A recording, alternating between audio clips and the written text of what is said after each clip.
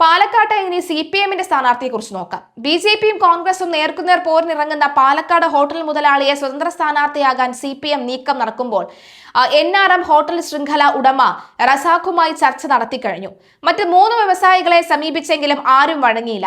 പരമാവധി വോട്ടുകൾ നേടാൻ കഴിയുന്നയാളെ സ്ഥാനാർത്ഥിയാക്കാനും പാർട്ടി ചിഹ്നത്തിൽ മത്സരം വേണ്ട എന്നുമാണ് CPM-ന്റെ തീരുമാനം. ഉപതെരഞ്ഞെടുപ്പ് സമയത്ത് നാടകീയമായ പാർട്ടിയിലെത്തിയ P. സരിന്റെ പേരായിരുന്നു ജില്ലാ കമ്മിറ്റി ആദ്യം നിർദ്ദേശിച്ചത്. വിജയസാധ്യത കുറവായ പാലക്കാട് മത്സരിക്കാൻ താല്പര്യമില്ലെന്ന് സരിൻ സംസ്ഥാന നേതൃത്വത്തെ അറിയിച്ചതിന് പിന്നാലെ രണ്ടാം പട്ടികയിൽ നിന്നും വെട്ടി. പിന്നീട് നഗരത്തിലെ പ്രമുഖ ഹോട്ടൽ ഉടമകളായ 2 പേരെയും ലോഹ വ്യാപാര രംഗത്തുള്ള ആളെയും സ്വതന്ത്രനാവണമെന്നാണ് ആവശ്യപ്പെട്ട് സമീപിച്ചെങ്കിലും തുടക്കത്തിൽ പ്രതികൂലമായിരുന്നു മറുപടി. സംസ്ഥാന സെക്രട്ടറി തന്നെ കൃത്യമായ സൂചന നൽകിയതോടുകൂടി ജില്ലാ നേതൃത്വം വീണ്ടും ചർച്ചകൾ തുടങ്ങി. ഇന്ന് ചേരുന്ന ജില്ലാ സെക്രട്ടേറിയറ്റിൽ റസാഖിന്റെ സ്ഥാനാർത്ഥിത്വം ചർച്ചയാകും. കോൺഗ്രസുമായും മറ്റ് പാർട്ടികളുമായും നല്ല ബന്ധം സൂക്ഷിക്കുന്ന ആളാണ് സഖാവ്. അതോടൊപ്പം തന്നെ സ്ഥാനാർത്ഥിയാകുന്നതോടുകൂടി ന്യൂനപക്ഷ വോട്ടുകൾ വിഭജിക്കപ്പെടുമോ എന്ന പേടിയും ആശങ്കയും റസാഖും അദ്ദേഹത്തെ അനുകൂലിക്കുന്നവരും CPM നേതൃത്വത്തെ അറിയിച്ചിട്ടുണ്ട്. BJP-യുടെ A ക്ലാസ് മണ്ഡലമായ പാലക്കാട് പ്രഖ്യാപനത്തിന് മുൻപേ പ്രചരണത്തിന് സജീവമായി സംസ്ഥാന നേതാവ് ശോഭ സുരേന്ദ്രൻ. പാർട്ടിയുടെ ഔദ്യോഗിക പ്രഖ്യാപനം വന്നാലുടൻ വൻ റാലിയോടെ മണ്ഡലത്തിൽ പ്രചാരണം ശക്തമാക്കാനാണ് ശോഭ സുരേന്ദ്രന്റെ നീക്കം. അത് ഇന്നുണ്ടാകും. നിയമസഭാ തെരഞ്ഞെടുപ്പിനുള്ള BJP-യുടെ ആദ്യഘട്ട സ്ഥാനാർത്ഥി പട്ടിക പുറത്തുവരുമ്പോൾ 47 സ്ഥാനാർത്ഥികളുടെ പട്ടികയാണ് ഇപ്പോൾ പുറത്തുവിട്ടിട്ടുള്ളത്. CPI, കോൺഗ്രസ് വിട്ട് BJP-യിൽ ചേരുന്നവരും പട്ടികയിലുണ്ട്. പ്രധാനമന്ത്രി നരേന്ദ്രമോദി, പ്രതിരോധ മന്ത്രി രാജ്നാഥ് സിംഗ്, ആഭ്യന്തരമന്ത്രി അമിത്ഷാ തുടങ്ങിയ പ്രമുഖ നേതാക്കൾ പങ്കെടുത്ത യോഗത്തിന് ശേഷമാണ് ഔദ്യോഗിക പ്രഖ്യാപനം ഉണ്ടായത്.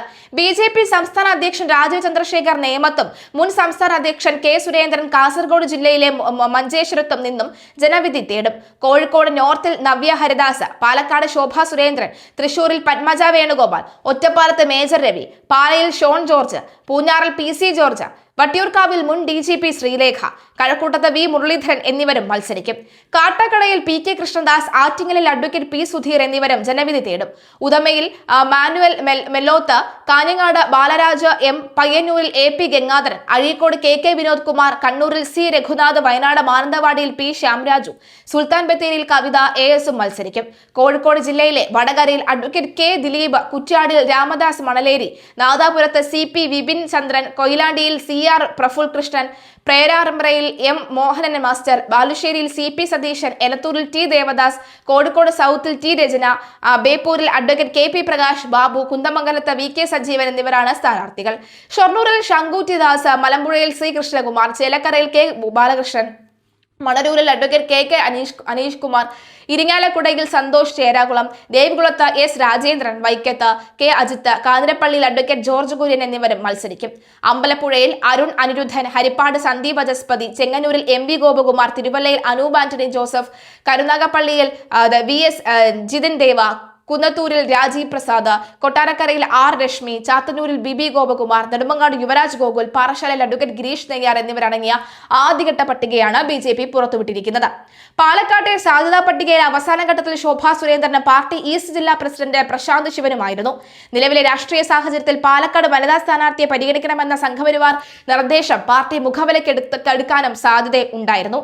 അതിന് പിന്നാലെയാണ് പ്രശാന്ത് ശിവനെ തള്ളിക്കൊണ്ട് നിലവിൽ ശോഭ സുരേന്ദ്രനെ പാലക്കാട് പ്രഖ്യാപിച്ചത്. 2016 നിയമസഭാ തെരഞ്ഞെടുപ്പിൽ പാലക്കാട് ശോഭ 2ാം സ്ഥാനത്ത് എത്തിയിരുന്നു. കഴിഞ്ഞ നിയമസഭാ തെരഞ്ഞെടുപ്പിൽ E. ശ്രീധരൻ നടത്തിയ മുന്നേറ്റം ഇക്കുറിയും ആവർത്തിക്കാനാണ് പ്രതീക്ഷയിലാണ് പാലക്കാട്ടെ BJP ക്യാമ്പ്. 2021 E. ശ്രീധരനിലൂടെ BJP 2ാം സ്ഥാനം നിലനിർത്തിയിരുന്നു. LDF സ്ഥാനാർത്ഥിയായിരുന്ന 3ാം സ്ഥാനത്ത്. 2016 കോൺഗ്രസിലെ ഷാഫി പറമ്പിലായിരുന്നു ശോഭയുടെ എതിരാളി. 17,483 വോട്ടിനാണ് ഷാഫി ജയിച്ചത്. അന്ന് 57,559 വോട്ടുകൾ ഷാഫി നേടിയപ്പോൾ ശോഭ 40,776 വോട്ടുകൾ നേടി. LDF സ്ഥാനാർത്ഥി NN കൃഷ്ണദാസിന് 38,675 വോട്ടുകളാണ് നേടാൻ കഴിഞ്ഞത്. 2006 വരെ ഇടതുകോട്ടയായിരുന്ന പാലക്കാട് കോൺഗ്രസ് തേരോട്ടം ആരംഭിച്ചത് ഷാഫി പറമ്പിലൂടെയാണ്. 2011 മുതൽ 2024 വരെ മണ്ഡലത്തിൽ MLA ആയിരുന്ന ഷാഫി 2024 ലോക്സഭാ തെരഞ്ഞെടുപ്പോടെ വടകരയിൽ വിജയിച്ചതോടുകൂടിയാണ് പാലക്കാട് വിടുന്നത്. 2021 E. ശ്രീധരൻ മത്സരിച്ചപ്പോൾ ഷാഫിയുടെ ഭൂരിപക്ഷം 3,859 കുറഞ്ഞിരുന്നു. എന്നാൽ 2024 ഷാഫി ലോക്സഭയിലേക്ക് തെരഞ്ഞെടുക്കപ്പെട്ടതിൽ പിന്നാലെ നടന്ന ഉപതെരഞ്ഞെടുപ്പിൽ രാഹുൽ മാങ്കൂട്ടത്തിൽ കോൺഗ്രസ് ഭൂരിപക്ഷം 18,840 ഉയർത്തിയിരുന്നു. മണ്ഡലം ഉൾപ്പെടുന്ന പാലക്കാട് നഗരസഭാ ഭരണം BJPക്കാണ്. 3 പഞ്ചായത്തുകളിലായി 10-ലധികം വാർഡുകൾ BJPക്കുണ്ട്. പാർട്ടി വോട്ടുകൾക്ക് പുറമെ നിഷ്പക്ഷ വോട്ടുകളും സ്ത്രീ വോട്ടുകളും ശോഭാ സുരേന്ദ്രനിലൂടെ നേടാൻ കഴിയുമെന്നാണ് BJPയുടെ ആത്മവിശ്വാസം.